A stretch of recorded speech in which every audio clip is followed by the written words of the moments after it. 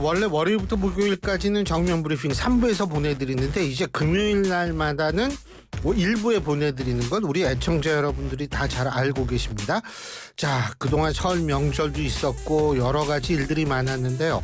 우리가 놓친 뉴스 없을지 살펴볼까요? 김영민 아나운서 나와 있습니다. 어서 오십시오. 네, 안녕하세요. 설 명절은 잘 보냈어요? 네, 새해 복 많이 받으세요. 아유, 고맙습니다. 사회생활도 이렇게 잘하고. 세뱃돈 안 주시나요? 사회생활이 아니네. 뉴스 뮤직도 하고. 아유, 네, 그렇습니다. 그렇죠? 네, 가족들도 보고. 네.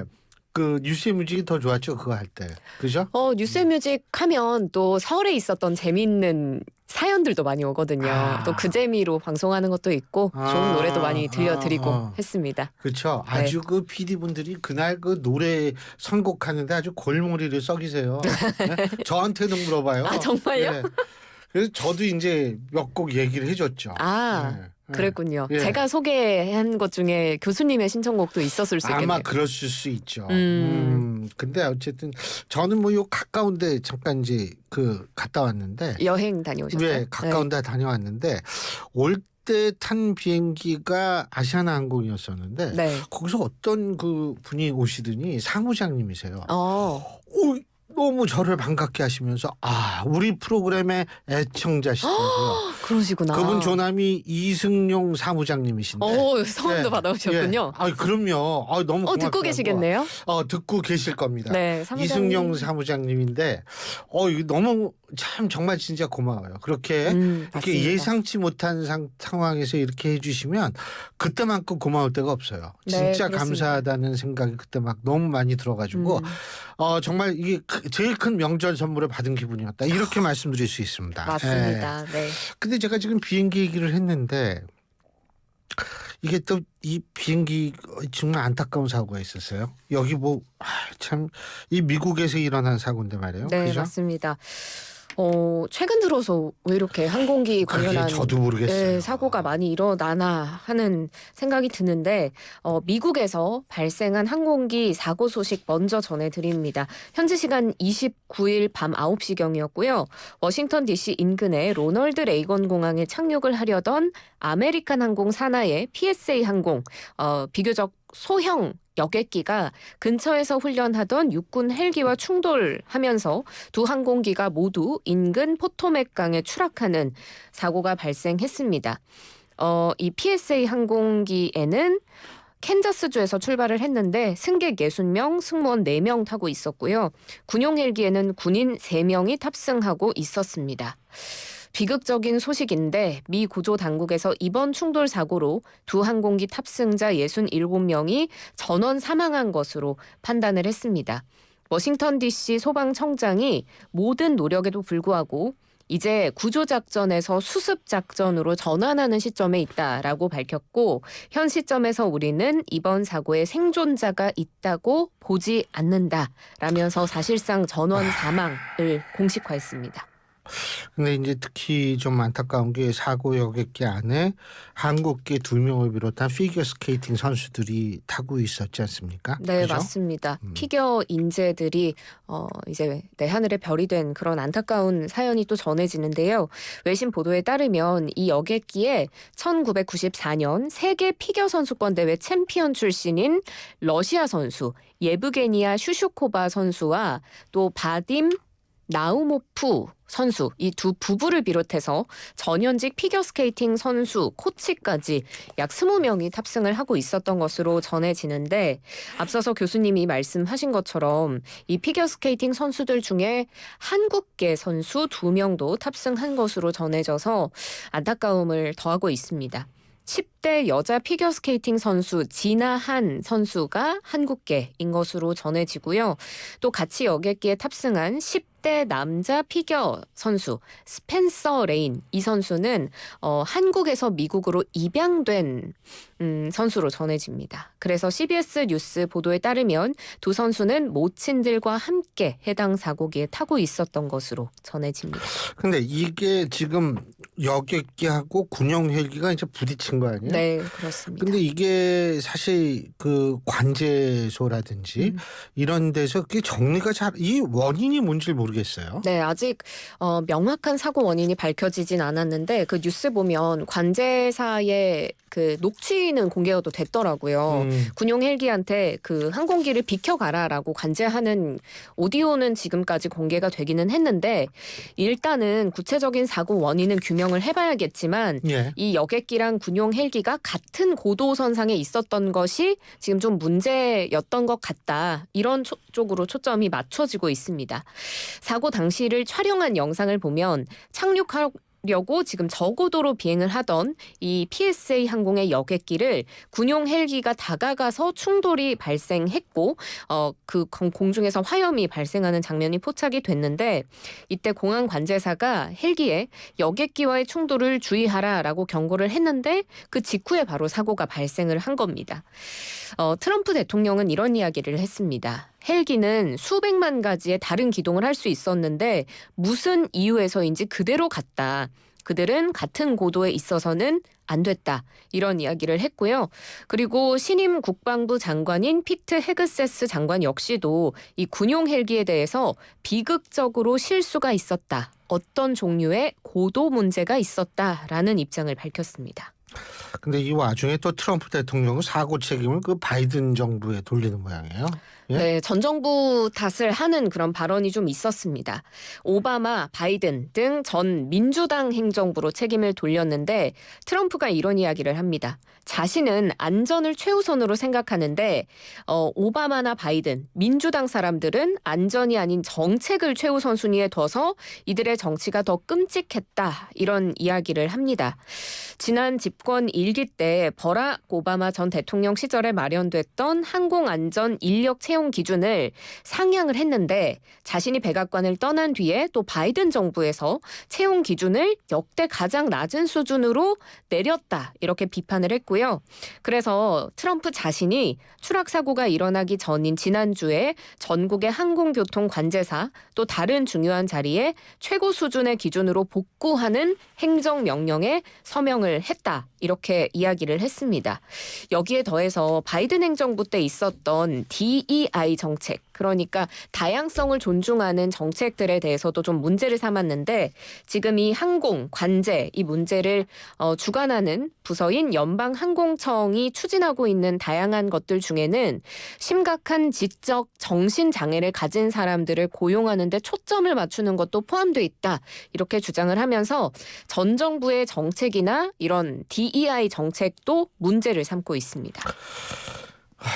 일단은 제가 볼 때는 이렇게 그 어떤 그 장애를 가지신 분들에 대한 일종의 좀 모욕이 되지 않을까라는 생각이 들고요. 두 번째는 이 사람이 주장하는 것들의 사실 여부도 좀 따져봐야 되지 않나 이런 생각을 해보게 네. 됩니다.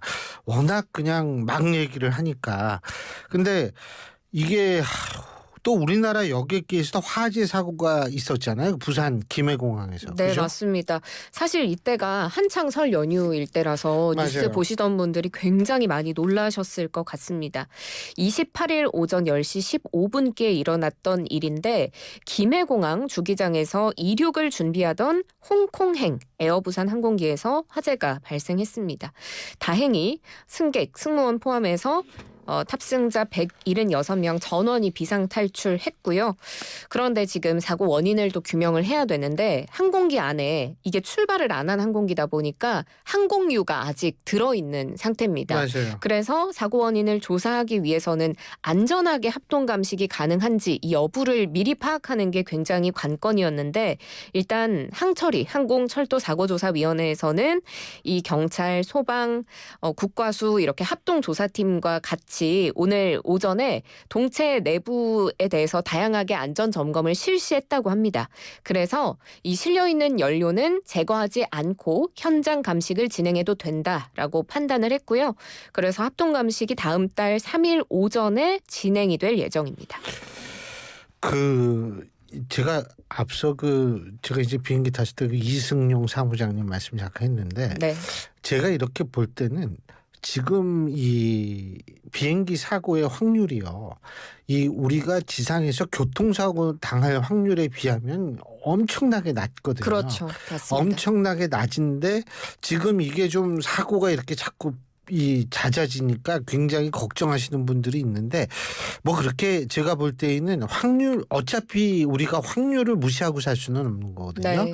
그렇기 때문에 이 과도한 두려움을 가지시는 거는 제가 볼 때 그렇게 뭐 좋지는 않을 것 같아요. 근데 어쨌든 이런 사고가 계속 발생을 하는 거 보니까 참 좀 저도 좀 우울해지는데 설 연휴 그래도 우리나라 여객기 사고에서는 다치신 분들 경상 입으신 분들이 한 두세 분 계시는 걸로 알고 있는데 네네.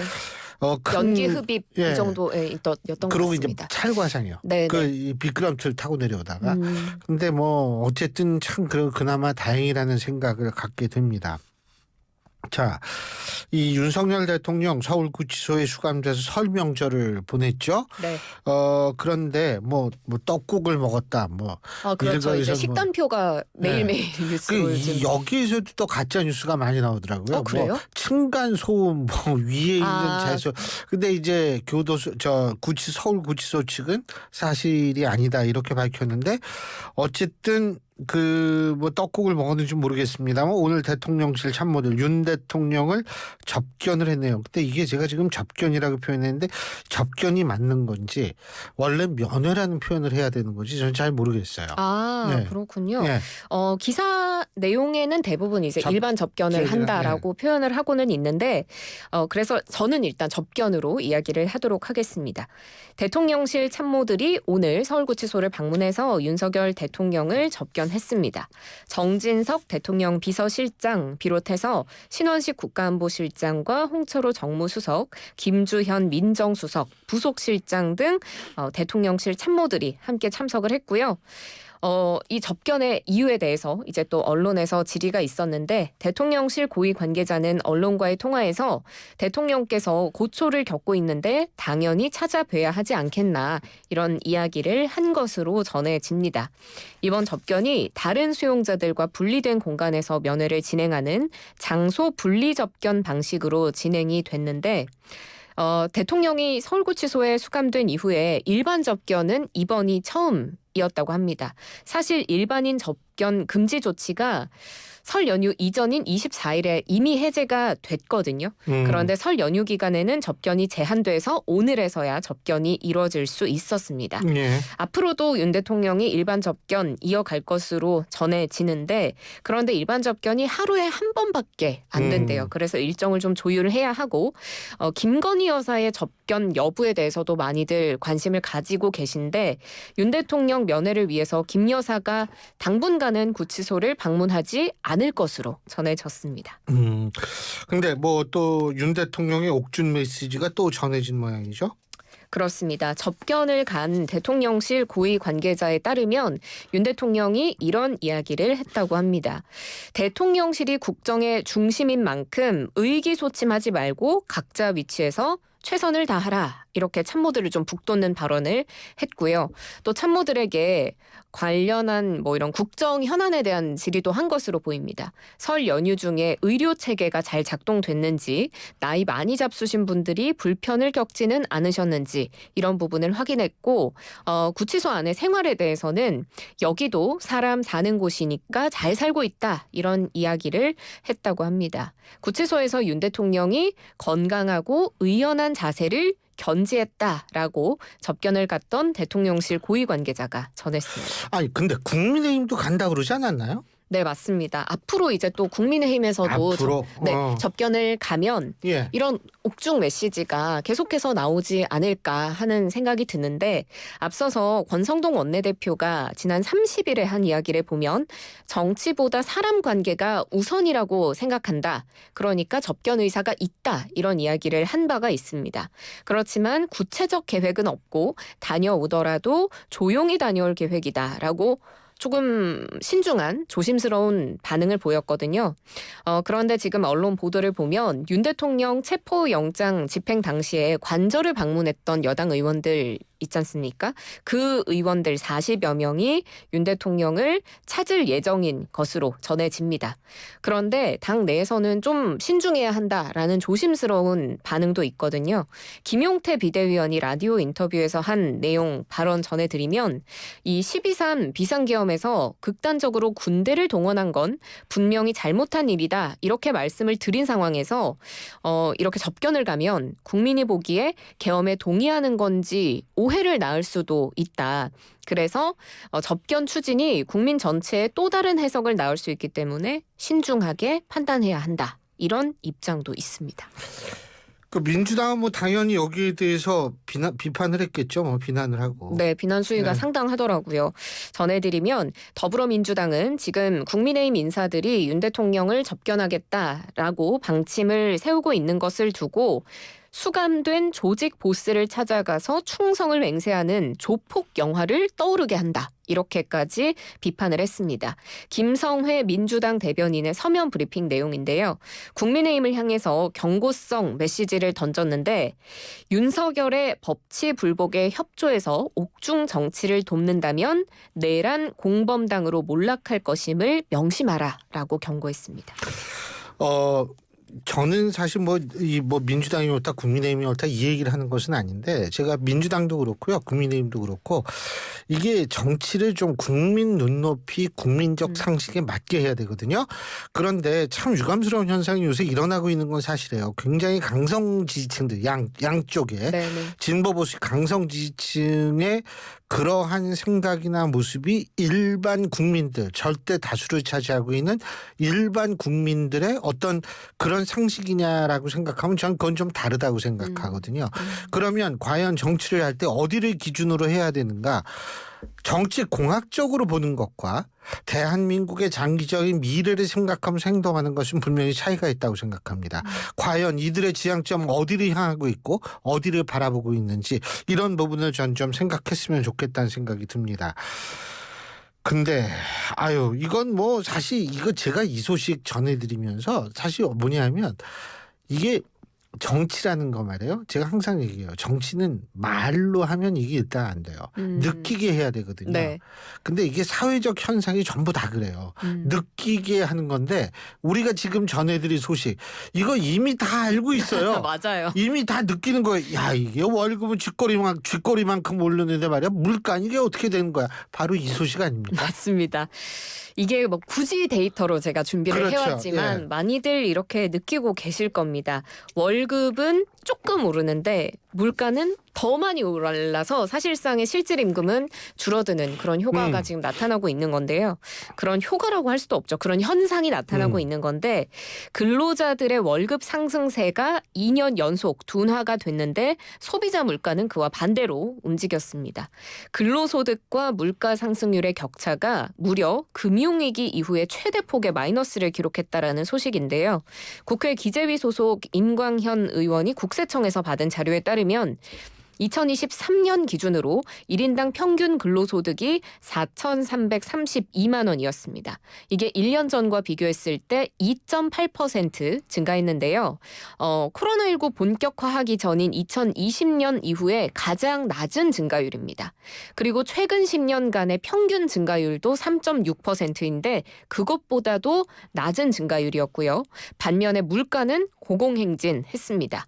같은 해인 2023년 소비자 물가는 1년 전보다 3.6% 상승했습니다. 그러니까 근로소득은 2.8%인데 반해서 소비자 물가는 3.6% 더 많이 올랐고요. 물가는 2022년에는 5.1%로 굉장히 높게 올랐는데 2년 연속 큰 폭으로 올랐고 이렇게 물가보다 월급이 적게 올라서 상승률의 차이가 마이너스 0.8%포인트를 기록을 했고 이게 2년 연속 마이너스입니다. 또 근로소득 상승률이 소비자 물가 상승률을 밑돈 게 2009년 이후에 2022년이 처음이고 그 이후로 차이가 더 벌어진 겁니다. 근데 세부담은 감소했다며. 이 세부담이 좀 감소하면 약간의 임금상승 효과가 있기는 있죠. 크진 않지만. 네. 그런데 이것도 좀 자세히 뜯어보아야 할 필요가 있습니다. 세부담이 감소했는데요. 2023년 기준이고요. 역시 그에 앞서서 2022년에 국회와 정부가 서민과 중산층의 세부담 완화를 위해서 5천만 원 이하 하위 2개 구간의 과세 표준을 상향하는 그런 세법 개정을 했습니다. 그래서 2023년에 1인당 평균 결정세액이 전년 대비 1.4% 감소하는 효과를 가지고 왔습니다. 그런데 여기서 좀 짚어볼 게 세부담 완화 효과가 중하위 소득자보다 최상위 소득자들에게 더 집중이 됐습니다. 많이 버는 사람들이 세부담을 더 많이 완화했다라고 파악이 되는데요. 최상위 0.1% 구간의 1인당 평균 근로소득이 9억 6,004만 원인데 이 구간의 결정세액은 전년 대비 5% 넘게 떨어졌고요. 그런데 중위 50% 소득 구간의 1인당 평균 근로소득은 3,302만 원.